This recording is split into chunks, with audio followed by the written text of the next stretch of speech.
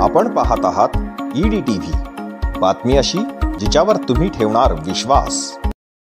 मित्रांनो, 31 मार्च 2018ला मंजूर झालेली ही जिल्हा नियोजन भवनची इमारत, त्यावेळी 9,46,00,000 रुपयांचा निधी दिला होता।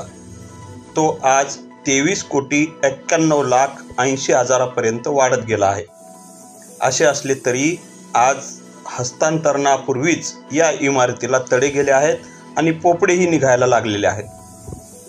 कदाचित इमारत हस्तांतरणापूर्वीच पडायला सुरुवात होऊ नये म्हणून की काय, सार्वजनिक बांधकाम विभाग ही इमारत 4थ्या जिल्हाधिकाऱ्यांच्या माथी मारण्याची शक्यता निर्माण झाली आहे आणि या 24 कोटींच्या इमारतीमध्ये जिल्हाधिकारी डॉक्टर श्रीकृष्ण पांचाळ विराजमान होण्यासाठी देखील तयार आहेत।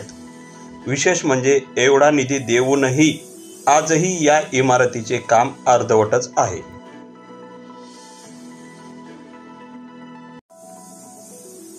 मी 4थे जिल्हाधिकारी यासाठी म्हणालो की इमारत 2018 मध्ये मंजूर झाली, ती तत्कालीन जिल्हाधिकारी शिवाजी जोंधळे यांच्या काळात।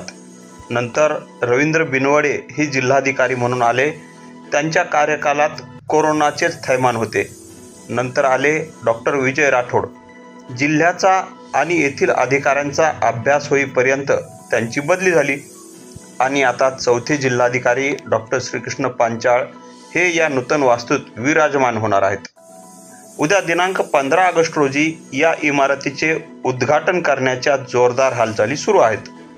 6 वर्षांमध्ये 4 जिल्हाधिकारी आणि 3 नियोजन अधिकारी बदलल्याचा फायदा सार्वजनिक बांधकाम विभागाने घेतला आणि मुळात 9,46,00,000 रुपयांची ही इमारत आज 24 कोटीपर्यंत नेऊन पोहोचली आहे, ती देखील निकृष्ट दर्जाच्या कामाने। कारण आजच या इमारतीचे पोपडे निघायला लागले आहेत आणि भेगाही पडलेल्या आहेत। मुळात 9,46,00,000 दिल्यानंतर यामध्ये फर्निचरची तरतूद नाही म्हणून 5,39,00,000 आणि 2,95,00,000 रुपये निधी परत नियोजन विभागाकडे बांधकाम विभागाने मागितला।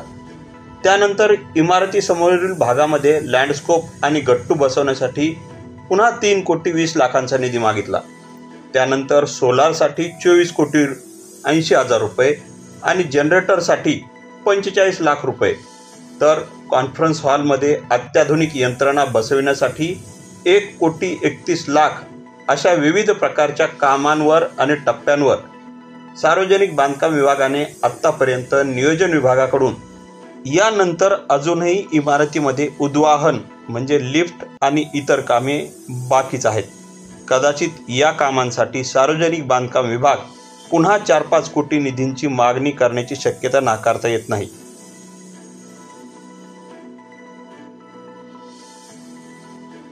आणि एकदा इमारतीचे हस्तांतरण झाले की पुढच्या वर्षीपासून दुरुस्तीचा खर्च सुरू।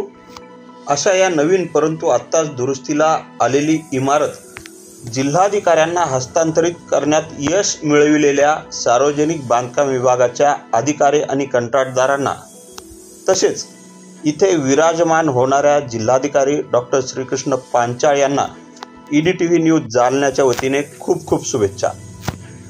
सविस्तर बातमी वाचण्यासाठी लॉग इन करा www.edtvjalna.com। मी दिलीप पोहनेरकर, EDTV न्यूज जालना।